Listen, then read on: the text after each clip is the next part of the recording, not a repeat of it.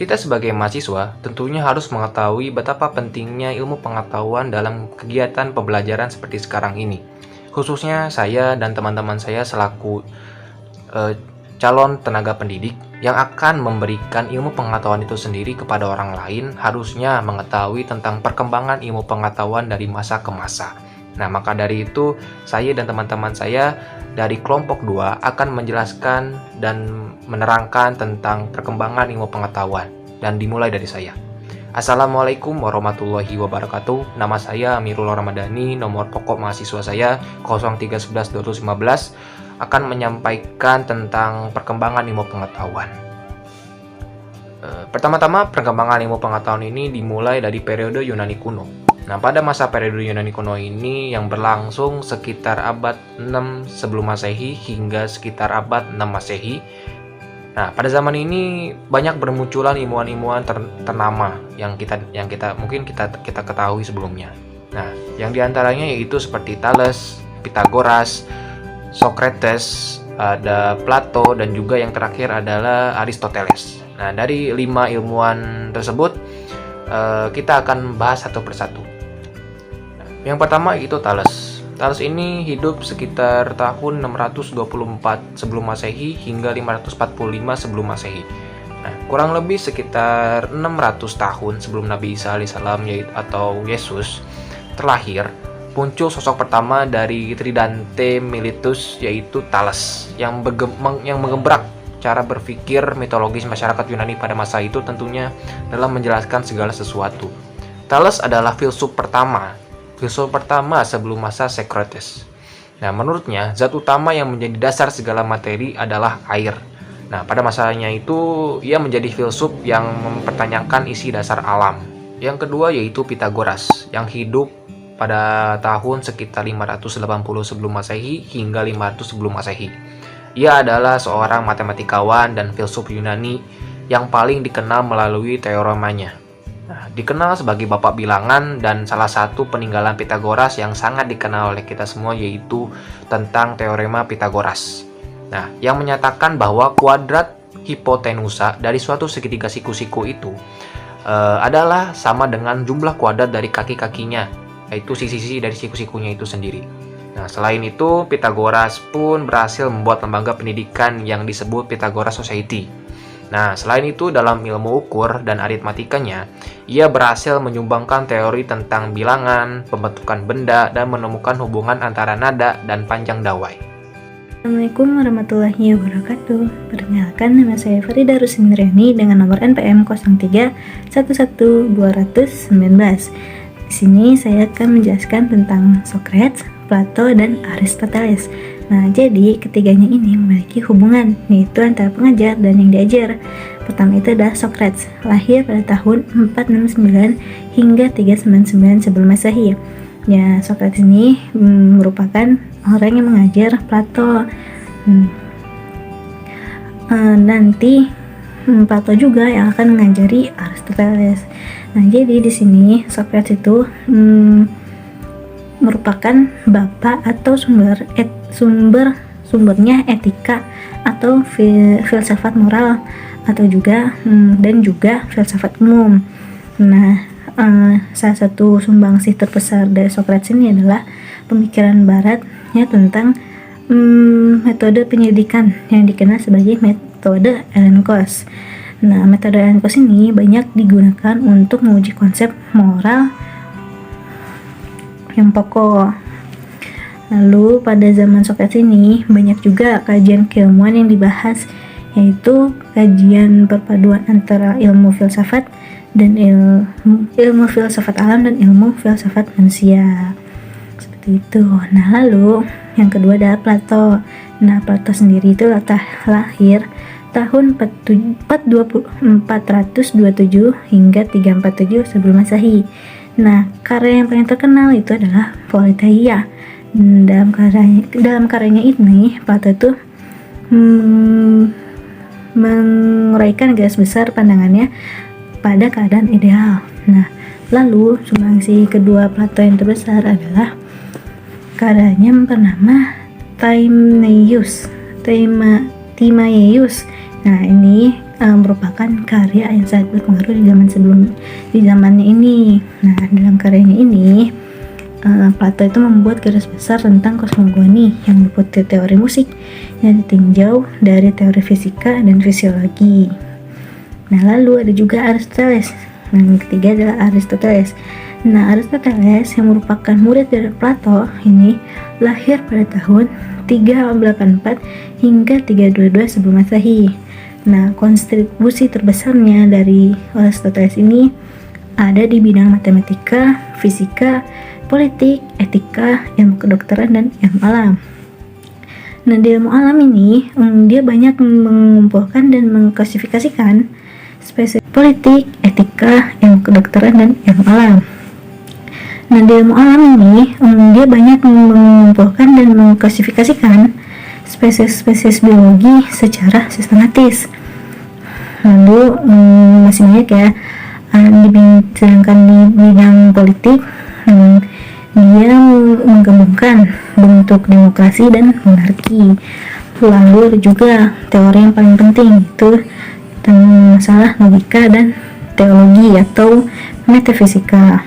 Lalu Aristoteles juga berhasil menemukan pemecahan persoalan besar filsafat yang dipersatukan dalam sistem logika, matematika, fisika, dan metafisika.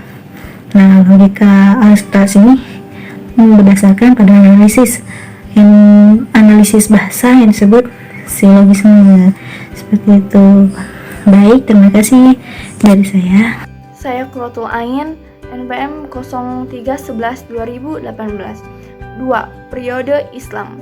Di era dinasti Abbasiyah, ilmu pengetahuan Islam berkembang pesat. Masa puncaknya ketika pemerintahan Khalifah Harun ar-Rasyid 786 sampai 809 Hijriah dan Khalifah Al-Ma'mun ar-Rasyid 813 sampai 833 Hijriah. Perkembangan ilmu pengetahuan pada periode Islam diantaranya adalah 1. Ilmu tafsir. Pada masa dinasti Abbasiyah, berkembang dua aliran tafsir yang terus digunakan hingga sekarang. Dua aliran tafsir itu adalah tafsir bi al-Ma'tsur dan tafsir bi ar-Rayi. Aliran pertama lebih menekankan kepada penafsiran ayat-ayat Al-Quran dengan hadis dan pendapat-pendapat para sahabat. Sementara itu, aliran yang kedua lebih banyak berpijak pada logika daripada nas syariat. Ahli tafsir Al-Quran yang terkenal di masa itu adalah Ibnu Jarir At-Tabari dengan karangannya yang bertajuk Jami' al-Bayan fi Tafsir Al-Quran. Ada pula dikenal Al-Baidawi dengan Mu'allim Al-Tanzil, Al-Zamakhsyari dengan karangannya yang berjudul Al-Kasyaf, Al-Raji dengan At-Tafsir Al-Kabir, dan lain sebagainya. 2. Ilmu kalama atau teologi Islam. Berkat singgungan Islam dengan filsafat Yunani, berkembang juga ilmu kalam atau teologi Islam di masa dinasti Abbasiyah. Al-Quran dan hadis ditelaah kembali menggunakan akal dan rasio. Salah satu mazhab ilmu kalam, aliran Mu'tazilah, mencapai masa keemasannya dinasti Abbasiyah. Tokoh-tokoh seperti Washil bin Atta, Abu Huzail, dan An-Nazam tercatat sebagai orang berpengaruh di aliran ini. Di masa kepemimpinan Khalifah Al-Ma'mun, aliran Mu'tazilah bahkan dijadikan mazhab resmi dinasti ini. Terdapat pula ulama Abu Hasan Al-Asy'ari yang berusaha menjembatani pemikiran Mu'tazilah dan hadis-hadis Nabi. Pemikirannya hingga sekarang terus dipelajari umat Islam. 3. Ilmu tasawuf. Di masa dinasti Abbasiyah, muncul beberapa tokoh tasawuf besar seperti Imam Ghazali, Al-Hallaj, Shahabuddin, dan lain sebagainya. Ilmu tasawuf mengalami perkembangan pesat dan dikaji ulang untuk menjawab tantangan zamannya. Kitab yang dikarang Imam Ghazali, Ihya Ulumuddin, terus dipelajari hingga sekarang. Assalamualaikum warahmatullahi wabarakatuh. Perkenalkan, nama saya Nurul Rita Auliatasya dengan NPM 0311200007. Yang keenam, ilmu kedokteran dan farmasi. Di masa dinasti Abbasiyah, penyakit cacar dan measles pertama kali dibedakan. Prinsip seton dalam operasi juga ditemukan. Tokoh pelopornya yang terkenal adalah Ar-Razi atau Abu Bakar Muhammad bin Zakaria Ar-Razi. Pada saat itu, Ar-Razi adalah dokter anak masyhur dengan karya kedokteran Al-Hawi, buku ensiklopedia kedokteran. Yang ketujuh, ilmu matematika. Ilmu matematika mencapai kemajuan pesat di masa dinasti Abbasiyah.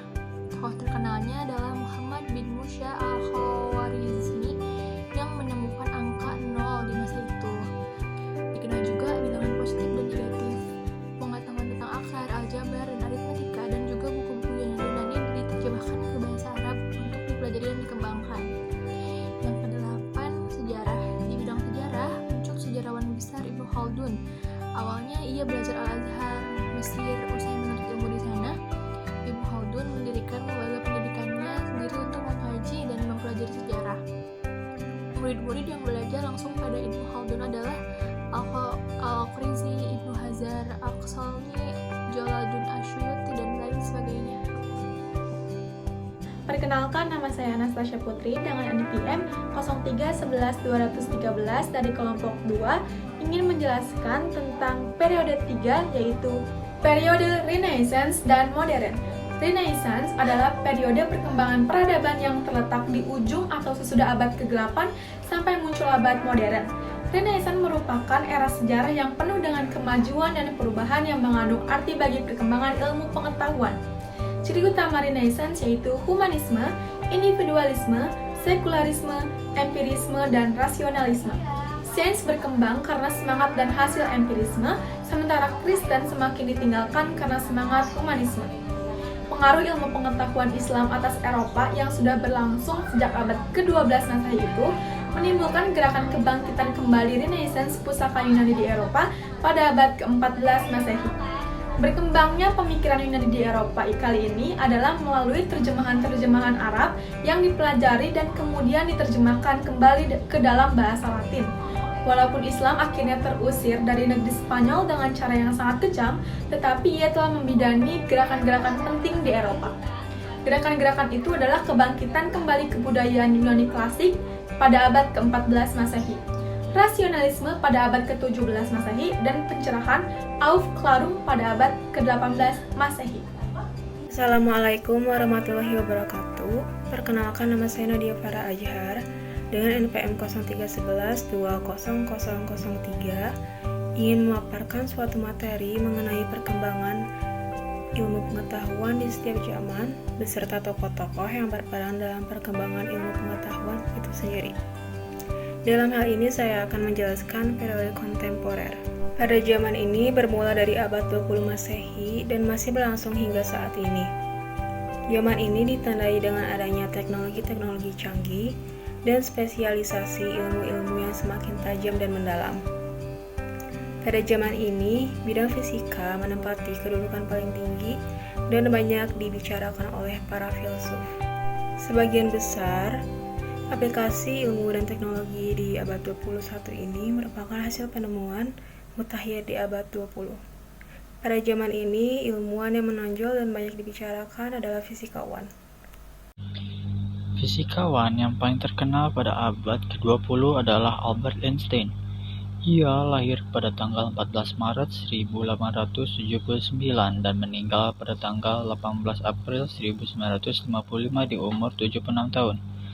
Albert Einstein adalah seorang ilmuwan fisika. Dia mengemukakan teori relativitas dan juga banyak menyumbangkan bagi pengembangan mekanika kuantum, mekanika statistika, dan kosmologi.